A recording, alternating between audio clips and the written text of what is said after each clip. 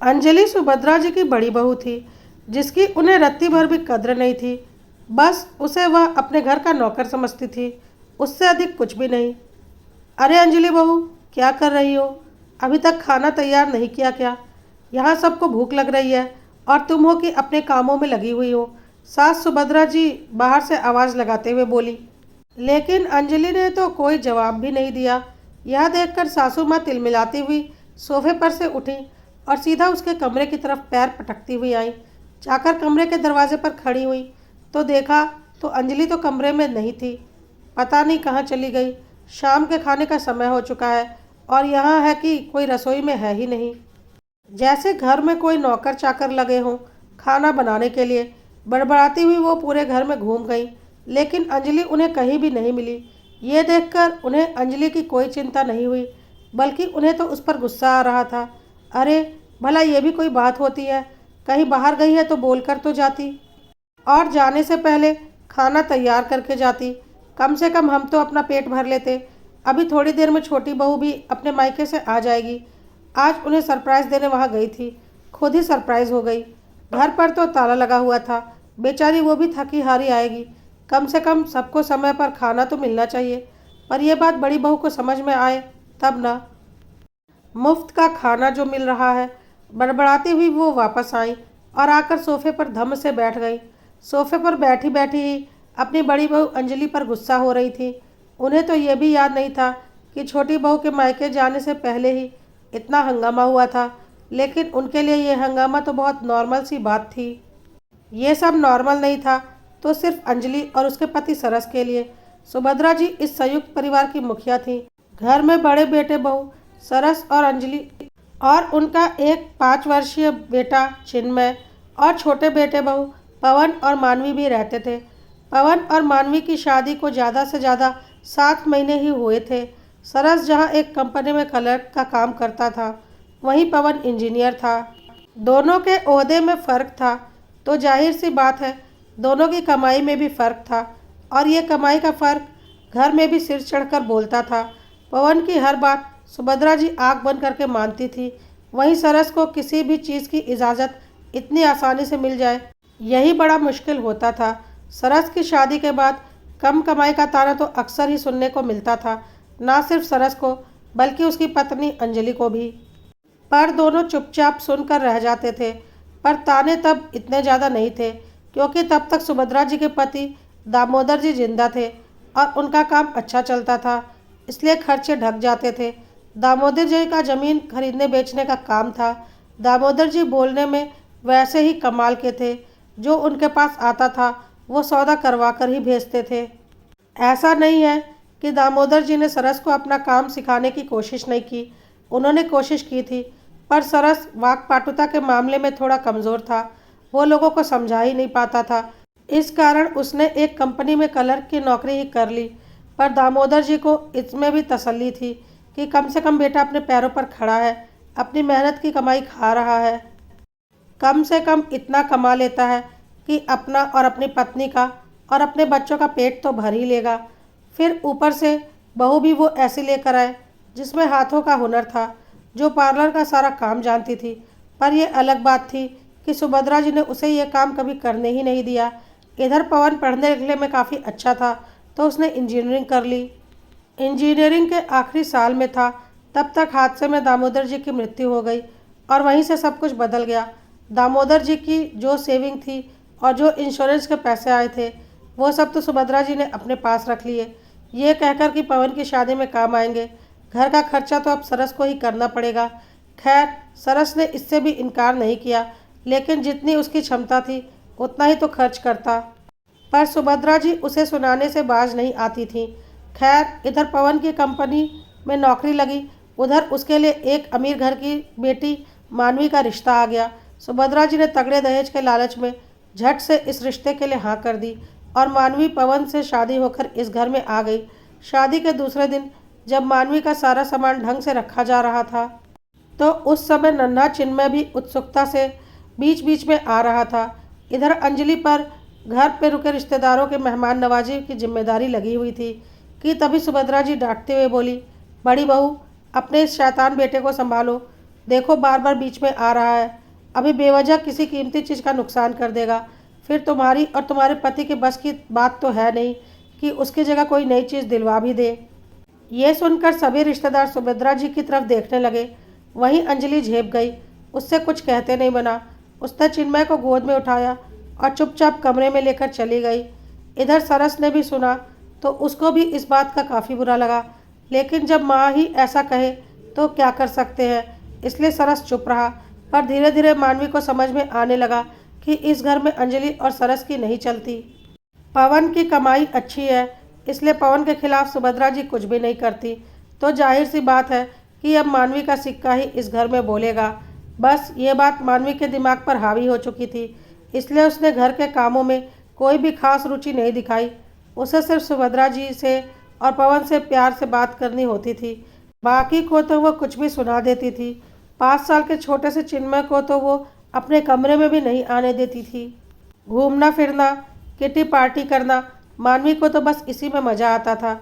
जबकि सच तो ये था कि जितने पैसे सरस घर खर्च के लिए देता था उतने ही पवन भी देता था।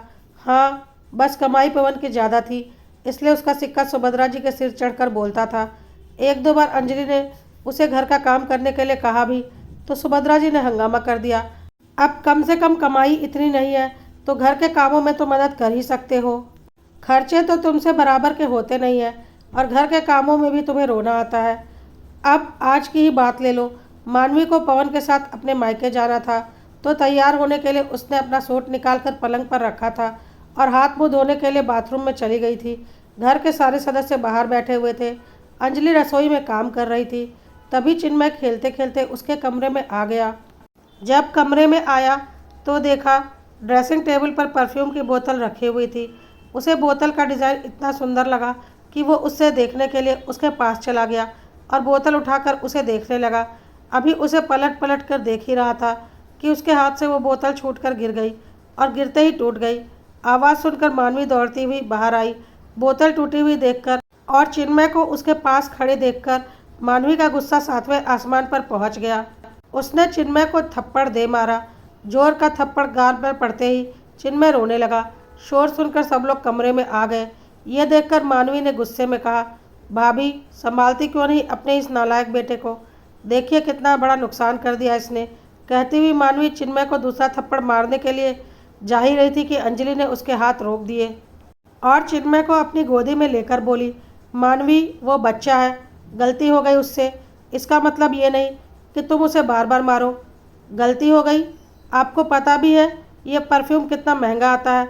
मानवी गुस्से में बोली, देखो मानवी, चिन्मय बच्चा है, उससे गलती हो गई, पर तुम तो अपने आप को शांत रखो। सरस बीच में बोला, भैया क्या शांत रखे, वो गलत नहीं कह रही। ये परफ्यूम की बोतल इतनी सस्ती नहीं आती, काफ़ी महंगा परफ्यूम है। आपको क्या पता, आपने कभी अपनी ज़िंदगी में इस्तेमाल भी किया है इसे। अचानक पवन बीच में बोला। यह देखकर सरस हैरान होकर उसकी तरफ देखने लगा। अरे इन्हें क्या पता, सब कुछ मुफ्त में जो मिल रहा है। तुम कमाते जाओ, ये लुटाते जाएंगे, इनकी औकात इतनी ही है बस। मानवी बीच में बोली, बस करो मानवी, तुम्हें शर्म नहीं आ रही कि तुम अपने जेठ से बात कर रही हो। ओहदे और उम्र दोनों में वो तुमसे बड़े हैं, सम्मान के अधिकारी हैं। अब की बार अंजलि ने कहा, माफ़ करना भाभी, माना कि ओहदे और उम्र में छोटी ज़रूर हूँ, पर कमाई के मामले में मेरा पति आप लोगों से बड़ा है, इसलिए अपनी आवाज़ ज़रा नीचे करके ही बात करना मुझसे। वैसे भी घर में जिसका पति अच्छा कमाता है उसी की तूती बोलती है, मानवी ने कहा। यह सुनकर अंजलि और सरस ने सुभद्रा जी की तरफ देखा तो सुभद्रा जी बोली, अब क्या बात का बतंगड़ बनाए जा रहे हो तुम लोग, जाओ जाकर अपना काम करो। नहीं मम्मी, आज मुझे जानना है कि मेरा इस घर में क्या स्थान है। क्या तुम्हारी छोटी बहू को हक है कि वो मुझे और मेरी पत्नी से इस तरह से बात कर सकती है, सरस ने कहा। सुभद्रा जी ने पवन की तरफ देखा और बोली, बेटा सम्मान कमाया जाता है, ओहदे और उम्र से सम्मान नहीं मिलता, इसमें कमाई बहुत महत्वपूर्ण होती है। पति की कमाई का स्टेटस ही बता देता है कि पत्नी की क्या इज्जत है, बाकी तुम दोनों खुद समझदार हो, कहकर सुभद्रा जी बाहर आ गई। इधर पवन और मानवी भी तैयार होकर मानवी के मायके रवाना हो गए, पर सरस और अंजलि को ये बात बहुत बुरी तरह से चुभी थी। खैर थोड़ी देर के बाद पवन और मानवी भी आ गए और आते ही बोले, मम्मी बहुत ज़ोर से भूख लग रही है, फटाफट से खाना लगवा दो। अरे वो महारानी घर पर हो तो खाना बने ना, अभी तक तो खाना ही नहीं बना है, पता नहीं कहाँ गई है बिना बोले, सुभद्रा जी ने जवाब दिया। हे भगवान, बहुत ज़ोर से भूख लग रही है, तुम कुछ बाहर से ऑर्डर कर लो, मुझसे तो भूखे नहीं रहा जा रहा, कहकर मानवी भी वहीं सोफे पर पसर गई। अभी पवन मोबाइल निकालकर ऑर्डर करने ही जा रहा था कि इतने में अंजलि चिन्मय को लेकर आ गई। उसे देखते ही सुभद्रा जी बोली, कहाँ थी अब तक? यहाँ सबको भूख लग रही है और महारानी बाहर घूम रही हैं, पता नहीं है क्या ये सबके खाने का वक्त है, अब फटाफट रसोई में जा और सबके लिए खाना बना। मम्मी जी, आपकी एक और बहू भी तो है, उससे कहिए वो बना लेगी, कहकर अंजलि अपने कमरे में चली गई। तब तक सरस भी घर में आ गया था। उसे देखते ही सुभद्रा जी गुस्से में तमतमाती हुई बोली, ये आज तेरी पत्नी के इतने पर कैसे निकल आए जो खाना बनाने से इनकार कर रही है? घर में नौकर चाकर लगा लिए क्या तुम लोगों ने? नहीं मम्मी, हमने नौकर चाकर नहीं लगाए हैं, बल्कि हमने अपने रहने का बंदोबस्त कहीं और कर लिया है। वैसे भी हम अपने खर्चों का बोझ आप लोगों पर नहीं डालेंगे। आपने इतने दिन मुझे और मेरे परिवार को पाल लिया, उसके लिए बहुत बहुत धन्यवाद। बस इससे ज़्यादा मैं आपका एहसान नहीं झेल पाऊँगा, कहकर सरस भी अपने कमरे में चला गया। दूसरे दिन सरस और अंजलि दूसरी जगह शिफ्ट हो गए, पर सुभद्रा जी या पवन में से किसी ने भी उन्हें रोकने की कोशिश नहीं की, क्योंकि पार्लर का काम छोड़े हुए काफ़ी वक्त हो चुका था। इसलिए अंजलि ने पहले पार्लर ज्वाइन कर लिया। 1 साल वहाँ काम करने के बाद फिर अपना खुद का पार्लर खोल लिया। दोनों पति पत्नी मिलकर कमाते भी थे और अपनी सेविंग भी करने लगे थे। धीरे धीरे उन्होंने वक्त के साथ काफ़ी तरक्की भी कर ली थी। इधर हालात ये थे कि मानवी के उलूल जुलूल खर्चों के कारण अब काफ़ी खर्चा होने लगा था। काम तो उससे वैसे भी नहीं होता था, इसलिए नौकर चाकर भी लगाने पड़े। इसलिए अब पवन के पास ज़्यादा कुछ सेविंग नहीं रहती थी और इस बात को लेकर घर में आए दिन झगड़े होते, वो अलग। इस बीच पवन ने अपनी आय बढ़ाने के लिए अपनी कंपनी बदल ली, लेकिन दूसरी कंपनी में भी वह ज़्यादा दिन तक टिक नहीं पाया, क्योंकि वहाँ का काम उससे नहीं संभाला जाता था। काम बहुत ज़्यादा था और उसे आराम करने का बिल्कुल मौका नहीं मिलता था। पवन अब वापस अपनी पुरानी कंपनी में आना चाहता था, लेकिन पुरानी कंपनी ने उसे वापस रखने से इनकार कर दिया और बोला उसके जैसे दगाबाज एम्प्लॉय के लिए उनके कंपनी में कोई जगह नहीं है, जिसने बिना किसी जानकारी के एकाएक कंपनी छोड़ दी थी। पवन के पास अब कोई नौकरी नहीं थी, क्योंकि नई कंपनी से भी उसने नौकरी छोड़ दी थी और दोनों ही कंपनी ने पवन के बारे में हर उस नई कंपनी में निगेटिव फीडबैक दिया था जहां भी पवन इंटरव्यू के लिए जाता था। इसलिए हर इंटरव्यू में पुरानी कंपनी का फीडबैक को मद्देनज़र रखते हुए नई कंपनी में उसे जॉब नहीं मिलती थी। मानवी और सुभद्रा जी का सारा घमंड अब जाता रहा था, क्योंकि समय ने उन्हें उनकी औकात दिखा दी थी।